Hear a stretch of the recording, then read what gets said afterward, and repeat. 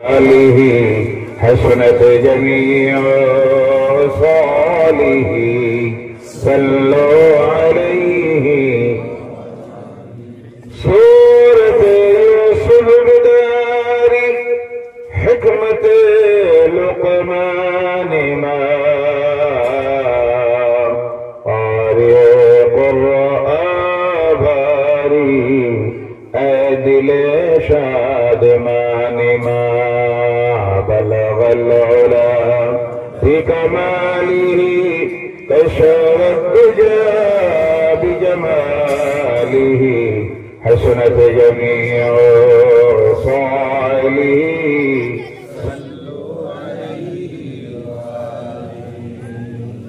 मुझे कुछ मिले या ना मिले मोहम्मद मिले यानी वो जिसे अल्लाह मिले बलगल उला बिजमाली कशरत दुजा बिजमालिही हसरत जमीअ सालिही सल्लु अलैहि मोहब्बते जबान छेड़े दिया मदीनार हबीब सल्लल्लाहु अलैहि वसल्लमेर दरबारे सकले मुमिनेर मतो सलात व सलाम पेश करुन अल्लाहुम्मा सल्ली अला सय्यिदिना मौलाना मुहम्मद व अला आलिहि सय्यिदिना मदीना मदीना हम मोमिनों की है गुनगुना दीदारे मदीना हम मोमिनों की है तमन्ना अल्लाहुम्मा सल्ली अला सय्यिदिना मौलाना मुहम्मद व अला आलिहि सय्यिदिना मौलाना मदीने की हवा से खुशबू जन्नत आती है पाके पाके मदीना में नूर जन्नत चमकती है अल्लाहुम्मा सल्ली अला सय्यिदिना मौलाना मुहम्मद व अला आलिहि सय्यिदिना मौलाना मुहम्मद सामনের দিকে চাপিয়ে আসুন যার যার সামনে যে জায়গাটা খালি আছে চাপিয়ে আসুন মাহফিলের সুন্দর দেখা বাবা পিছনে যারা সামনের দিকে আসুন কথা না বলে মহব্বতে আল্লাহ নামের জিকির করে করে চাপিয়ে আসুন লা ইলাহা ইল্লাল্লাহ সুবহানাল্লাহ আলহামদুলিল্লাহ লা ইলাহা ইল্লাল্লাহ সুবহানাল্লাহ لا إله إلا الله سبحان الله الحمد لله لا إله إلا الله سبحان الله الحمد لله لا إله إلا الله حسبي ربي ما في قلبي غير الله نور محمد لا إله إلا الله لا إله إلا الله لا إله إلا الله لا إله إلا الله মুহাম্মাদুর রাসূলুল্লাহ সাল্লাল্লাহু আলাইহি ওয়াসাল্লাম। মরৈকান্দি জামে মসজিদ প্রাঙ্গণে আয়োজিত আজকের এই বিরাট দ্বীনি ওয়াজ মাহফিলের সম্মানিত সভাপতি বিশিষ্ট আলিমুদ্দিন হযরত মাওলানা নুরুল ইসলাম সাহেব, বারাকাল্লাহু ফি হায়াতি। তৎসঙ্গে আজকের এই মুবারক মাহফিলের মুখ্য অতিথি বিশিষ্ট আলিমুদ্দিন হযরত মাওলানা রমিজুল ইসলাম সাহেব। এছাড়াও আজকের এই মাহফিলের সম্মানিত অতিথি আমন্ত্রিত উলামায়ে কেরাম, মঞ্চে উপবিষ্ট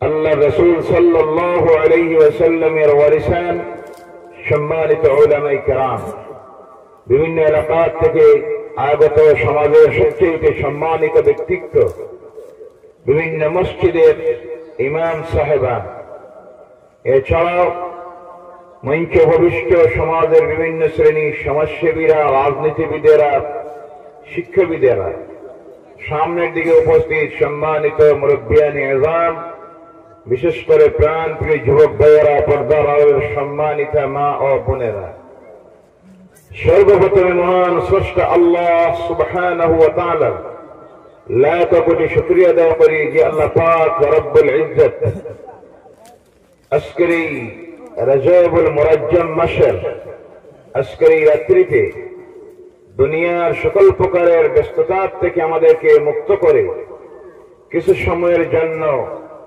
আল্লাহর কালাম কোরআনুল কারীমের আলোচনা করার জন্য এবং শোনার জন্য আমাদেরকে সিলেকশন দিয়েছেন। তৎসঙ্গে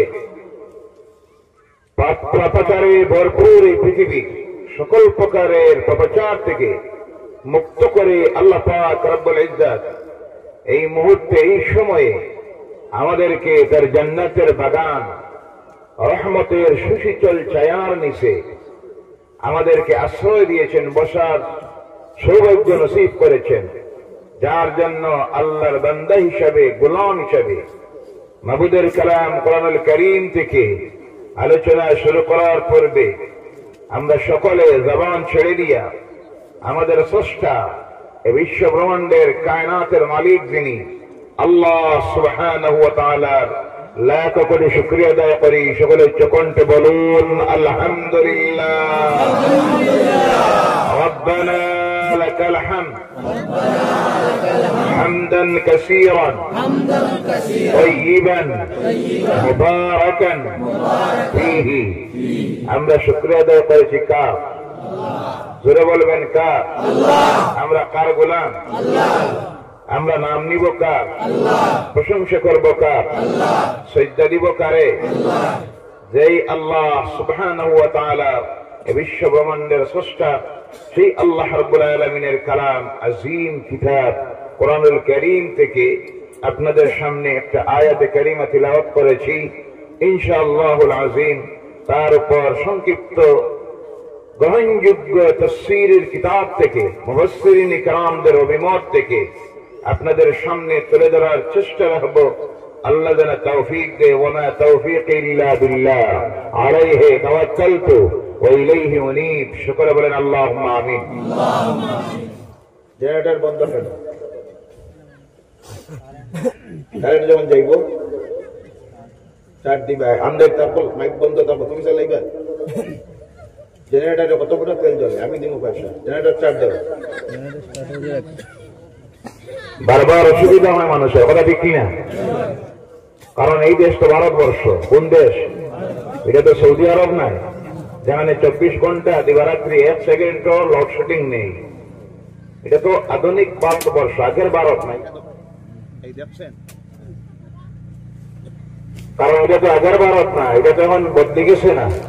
জি, এর কারণে আধা ঘন্টার কোনো গ্যারান্টি নাই।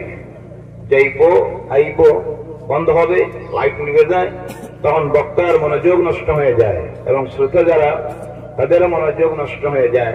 এর জন্য আমি যেখানে যাই অপারেটর ভাইদেরকে আমি অনুরোধ রাখি এবং কমিটির কর্মকর্তাদেরকে আমি অনুরোধ রাখি, মাহফিল চলবে রাত্রে 12টা পর্যন্ত। কতটা?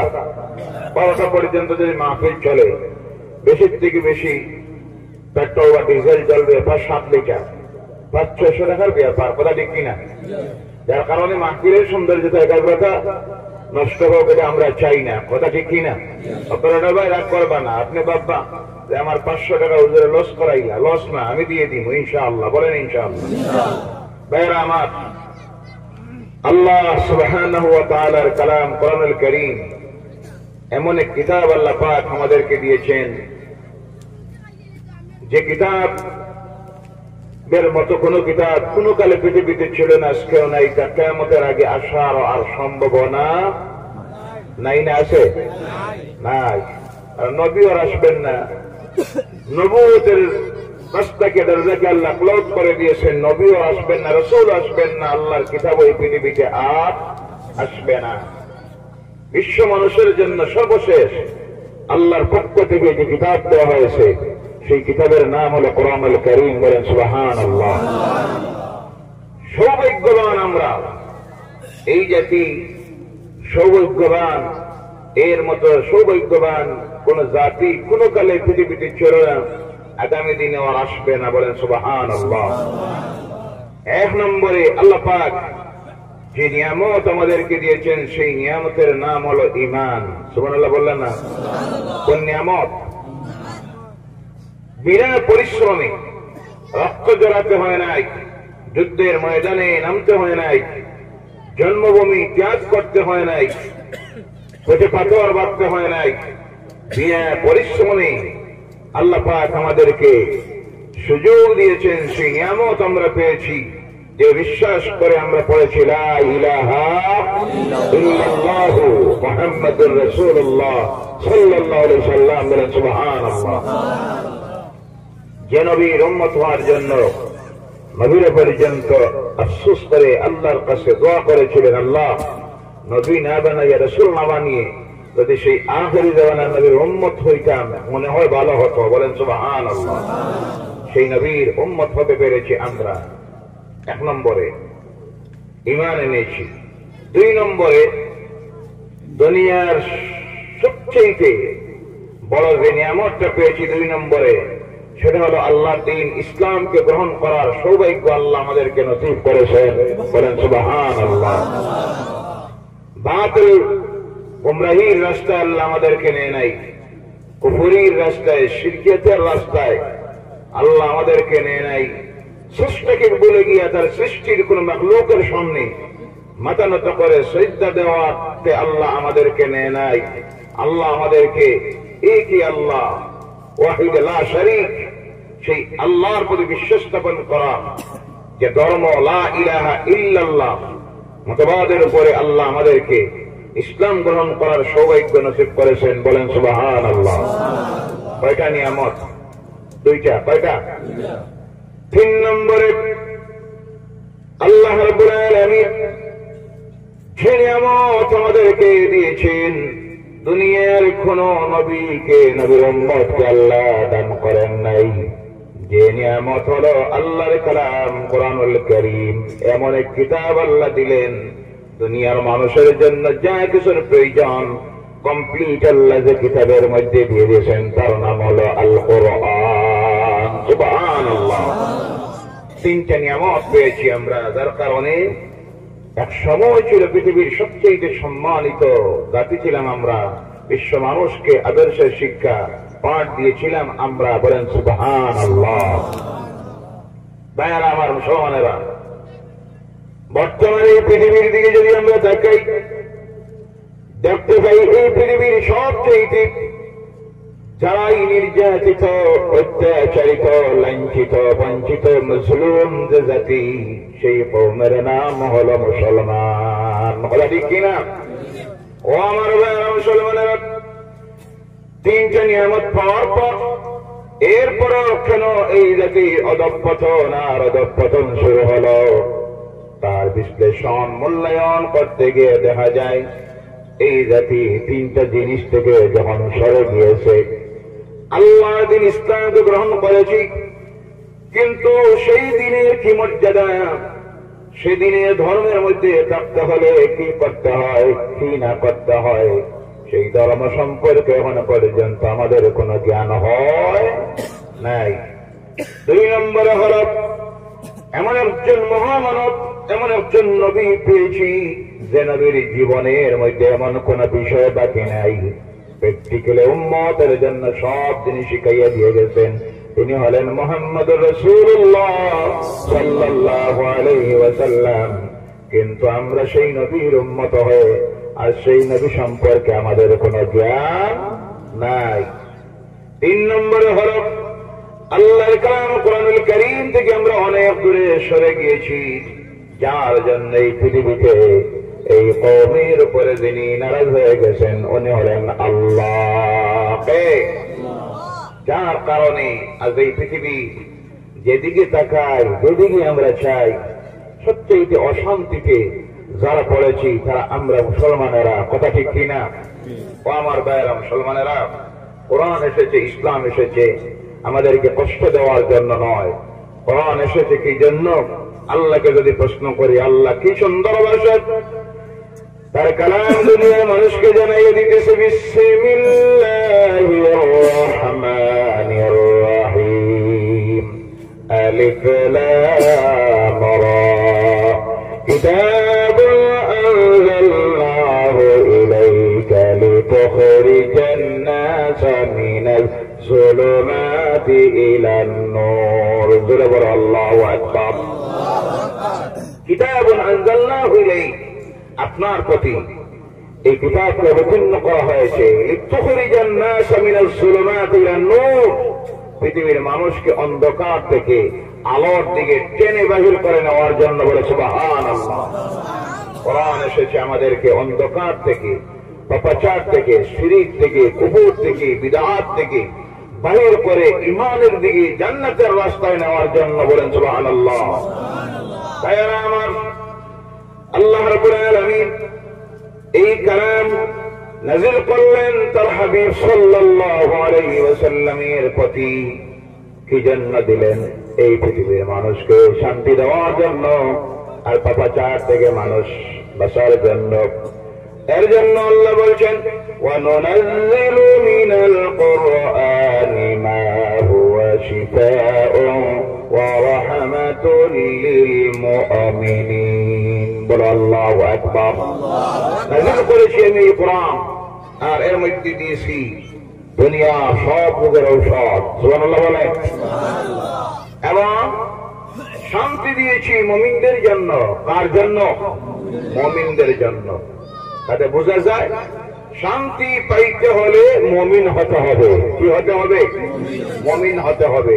মুমিন যদি হইতে না পারো তাহলে এই জমিনে শান্তি পাওয়ার আশা করা যায় না। ভাইয়েরা আমার, আল্লাহ রাব্বুল আলামিন যেইভাবে তার এই কালাম সম্মানিত কালাম, সেই কালামকে আল্লাহ নাযিল করার জন্য যার প্রতি নাযিল করলেন তিনি হলেন মুহাম্মদুর রাসূলুল্লাহ সাল্লাল্লাহু আলাইহি ওয়াসাল্লাম। সুবহানাল্লাহ। সমস্ত নবীরা, মূল আলোচনায় চলে যায়, সমস্ত নবীরা, যত নবীরা এই পৃথিবীতে এসেছিলেন সমস্ত নবীদের একটাই ছিল স্লোগান, যে স্লোগানটা ছিল লা ইলাহা ইল্লাল্লাহ, লা ইলাহা ইল্লাল্লাহ। সমস্ত নবীরা এসে পৃথিবীর মানুষকে বললেন আল্লাহ একজন। কয়জন? কিন্তু দুনিয়ার কোন নবী, কোন রাসূল আল্লাহ দেখেন নাই, যার জন্য আল্লাহর ইচ্ছা হলো এক সময় আসবে এই পৃথিবীতে পৃথিবীর মানুষ আল্লাহকে অস্বীকার করে বসতে পারে। কারণ নবীরা আল্লাহ দেখেন নাই। জিজ্ঞাসা যদি করে, ও আল্লাহর নবীরা আপনারা কি নবী দেখেছেন? তখন তো নবীরাও জবাব দিবেন আমরা আল্লাহ দেখি নাই। এর জন্য আল্লাহর ইচ্ছা হলো সর্বশেষ নবীকে সচক্ষে আল্লাহ দাওয়াত দিয়ে নিয়ে তার দিদার নসিব করবেন। বলেন সুবহানাল্লাহ।